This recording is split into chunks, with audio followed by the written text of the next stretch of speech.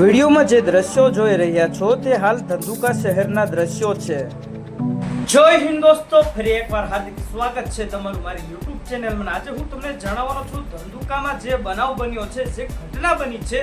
ધર્મેશભાઈ ભરવાડની જે હત્યા કરી નાખવામાં આવી છે, તે કઈ રીતના તેનું કૃત્ય કરવામાં આવેલું છે ને કઈ જગ્યાએ તેમનું શું કહેવાય આ કાંડ કરવામાં આવ્યું છે ને કેટલા લોકોએ મળીને આ હત્યાને અંજામ આપ્યો છે। જે આગળ તમે બિલકુલ સાચું સાંભળ્યું છે અને તેનો લાઈવ વિડિયો પ્રૂફ સાથે હું બતાવવા જઈ રહ્યો છું। પણ જો ગાઈસ એની પહેલા તમે જો મારી ચેનલમાં જો તમે નવા હોય તો પ્લીઝ યાર મારી ચેનલને સબસ્ક્રાઇબ કરીને ઓલ નોટિફિકેશન પ્રેસ કરી દેજો, જેનાથી અપ ટુ ડેટ અને આવનારા સમયની તમામ જાણકારી સૌથી પહેલા તમને મળતી રહે। જે આગળ તમે બિલકુલ સાચું સાંભળ્યું છે તો વિડિયોની શરૂઆત કરીએ અને શરૂઆત કરી એના પહેલા ગાઈસ વાત કરી કે આની પહેલા એક પણ ઘટના બની ગઈ હતી કિશન ભરવાડ સાથે। તે ઘટનાને લઈને પૂરા ગુજરાતમાં હાહાકાર મચી ગયો હતો। એ સમયે પણ ભરવાડ સમાજ એક થઈને આનું આંદોલન કર્યું હતું અને તેમ છતાંય પણ 4 વર્ષ પછી આજે ફરી એકવાર ઘટના બની છે। ધંધુકામાં ધર્મેશ ભરવાડ સાથે આ ઘટના બની છે અને મુસ્લિમ સમાજના લોકો દ્વારા આ ઘટના કરવામાં આવેલી છે।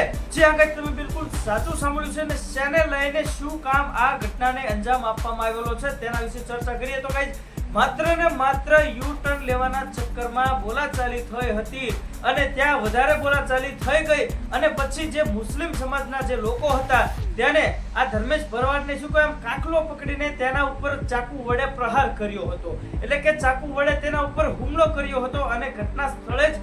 ધર્મેશભાઈનું જે છે તે મૃત્યુ થઈ ગયું હતું। જ્યાં આગળ તમે બિલકુલ સાચું સાંભળ્યું છે અને પછી અમદાવાદ પોલીસ પણ ત્યાં કાફલો લઈને પહોંચી ગઈ હતી।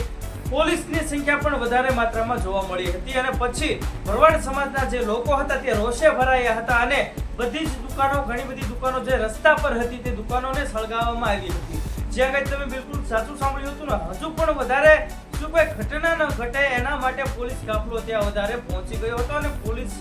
દ્વારા આની જાણ કરવામાં આવી હતી ને મેન જે 2 શખ્સો છે તેની ધરપકડ કરી લેવામાં આવી છે અને હજુ આમાં કેટલા લોકો સામેલ છે તેની પણ ધરપકડ કરવામાં આવશે। અને અત્યારે હાલ સોશિયલ મીડિયાના મારફતે એક જ વાયરલ થઈ રહ્યું છે કે ભાઈ ભરવાડ સમાજના યુવાનો અને આ જે ધર્મેશભાઈ છે તેમની બહેન પણ એવું કહી રહી છે કે ભાઈ મારા ભાઈની જે હત્યા કરનારા લોકો છે તેને ફાંસીની સજા થવી જોઈએ। જે આગળ તમે બિલકુલ સાચું સાંભળ્યું છે તો આવું નિવેદન આપ્યું છે ભરવાડ સમાજ અને જે ધર્મેશભાઈના બેન હતા તેમણે આવું નિવેદન આપ્યું છે। દર 2-3 વર્ષે આવી ઘટના બનતી હોય છે જેમાં મુસ્લિમ સમાજના લોકો ભરવાડ સમાજ પર આવો હુમલો કરતા હોય છે અને શું ભાઈ હવે ભરવાડ સમાજ એક થઈને આનું આંદોલન કરશે કે નહીં કરે, તમને શું લાગે છે ગાઈસ કોમેન્ટ કરજો અને ખાસ ભરવાડ સમાજના લોકો જો વિડિયો જોતા હોય તો ખાસ કોમેન્ટ કરજો કે તમારે શું ન્યાય જોઈએ છે, તમારે શું નિર્ણય કરવાનો છે તે ખાસ કોમેન્ટ કરવાનું ન ભૂલતા। અને મેં તમને કીધું ખાસ ભરવાડ સમાજની ખાલી એક જ માંગ છે કે ભાઈ અમારે માત્ર ને માત્ર ન્યાય જોઈએ છે અને જે આ કાર્ય કરતા જે હત્યારા છે તેમને ફાંસીની સજા જોઈએ છે।